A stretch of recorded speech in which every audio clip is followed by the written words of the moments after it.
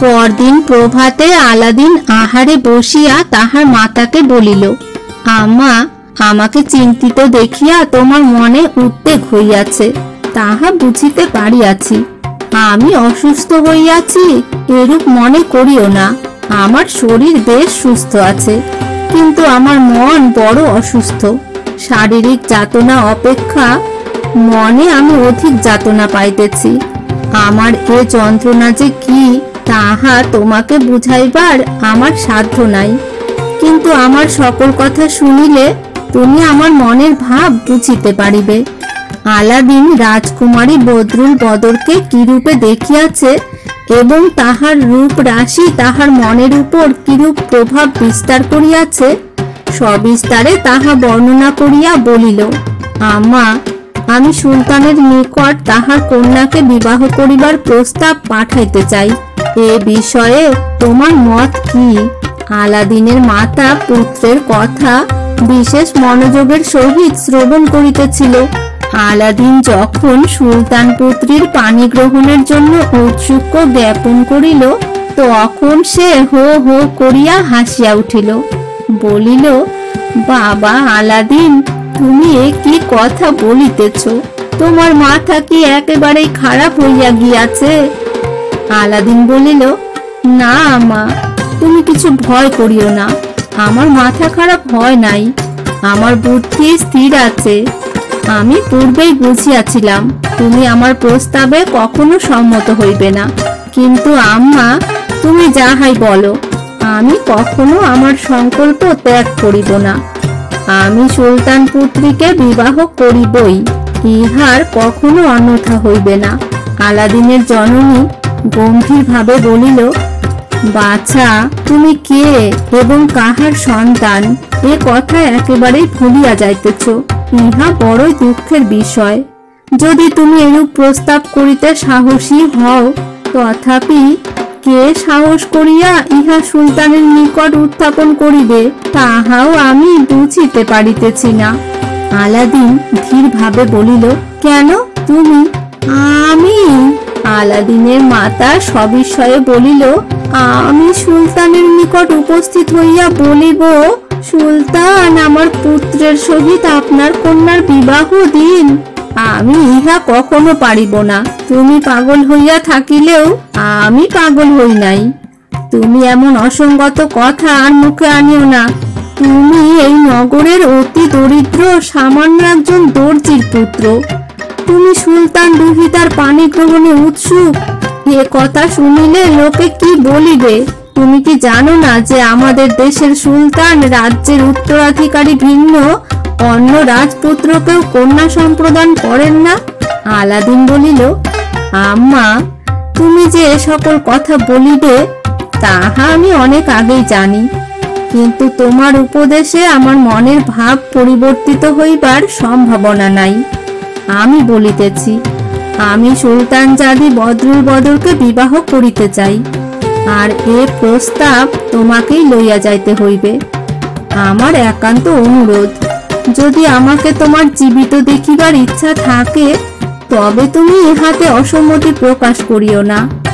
আলাদিনের মাতা পুত্রের সংকল্পের দৃঢ়তা দেখিয়া অত্যন্ত ভীত ও দুঃখিত হইল। সে পুত্রকে এই অসম্ভব সংকল্প হইতে নিবৃত্ত করিবার জন্য পুনঃ পুনঃ চেষ্টা করিতে লাগিল, কিন্তু তাহার সকল চেষ্টাই বৃথা হইল। সে ভয় প্রদর্শন করিয়াও পুত্রকে তাহার সংকল্প হইতে বিচলিত করিতে পারিল না। সে সুলতানের সম্মুখে গিয়া একটা কথাও বলিতে পারিবে না। ভয়ে সে অবসন্ন হইয়া পড়িবে, তাহাও জানাইল। অবশেষে যখন দেখিল আলাদিন কিছুতেই তাহাকে ছাড়িবে না, তখন সে বলিল, সুলতানের নিকট কখনো শূন্য হস্তে যাইতে নাই। তোমার গৃহে এমন কি ধনরত্ন আছে যাহা তুমি সুলতানকে উপহার পাঠাইবে? সুলতানের কাছে তাহার যোগ্য উপহার না পাঠাইলে তাহার অপমান করা হইবে, এ কথা বোধ করি তুমি অবগত আছো। আলাদিন বলিল, আম্মা, তুমি চিন্তিত হইও না। আমি যেদিন আশ্চর্য প্রদীপ লইয়া গৃহে ফিরিয়া আসি সেদিন কতকগুলি ফল আনিয়াছিলাম, সেগুলি রং বেরঙের কাচের ভাটা মনে করিয়া তুমি ফেলিয়া রাখিয়াছিলে, তাহাই সুলতানের যোগ্য উপহার। তুমি তাহার মূল্য সম্বন্ধে কিছুই অবগত নহ, কিন্তু আমি এই শহরের বড় বড় জহুরীর সহিত আলাপ করিয়া হীরক রত্নাদির মূল্য সম্বন্ধে অভিজ্ঞতা লাভ করিয়াছি। আমি যাহা আনিয়াছি তাহা বড় সামান্য দ্রব্য নহে। সেরূপ দ্রব্য সুলতানের ভাণ্ডারে একটিও আছে কিনা সন্দেহ।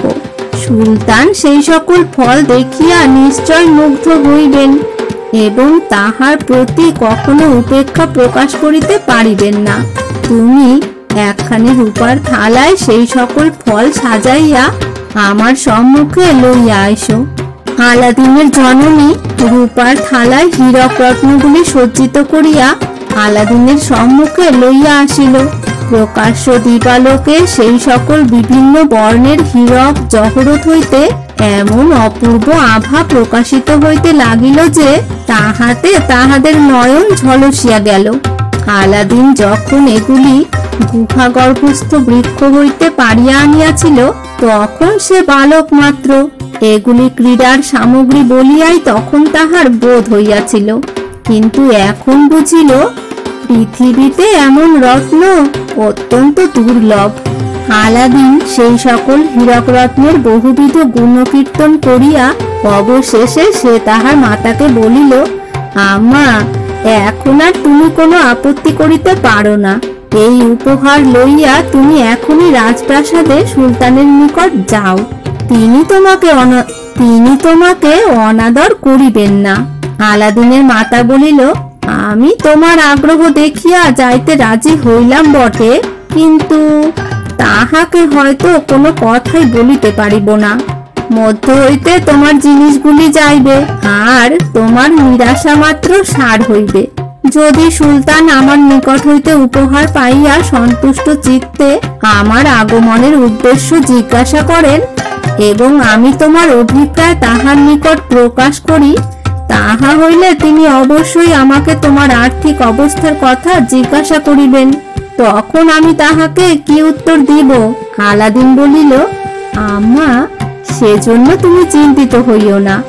তিনি এরূপ প্রশ্ন করিলে কি উত্তর দেওয়া আবশ্যক তাহা আমি বিবেচনা করিয়া সময়ান্তরে তোমাকে বলিব। আমার প্রদীপের উপর আমার অগাধ বিশ্বাস আছে। আবশ্যককালে আমি দৈত্যের সাহায্যে বঞ্চিত হইব না। আলাদিনের মাতা পুত্রের কথার উত্তর করিল না। আলাদিন বুঝিল তাহার মাতা তাহার কথা বিশ্বাস করিয়াছে। সুতরাং সে হৃষ্টচিত্তে বলিল, আম্মা, তুমি কিন্তু আমার প্রদীপ সম্বন্ধে কোনো কথা সুলতানের নিকট প্রকাশ করিও না। সমস্ত রাত্রি উৎকণ্ঠায় বৃদ্ধার নিদ্রা হইল না। পরদিন প্রভাতে আলাদিনের মাতা শয্যা ত্যাগ করিয়া উৎকৃষ্ট পরিচ্ছদে সজ্জিত হইয়া রাজ দরবারে সুলতানের সহিত সাক্ষাতে যাত্রা করিল।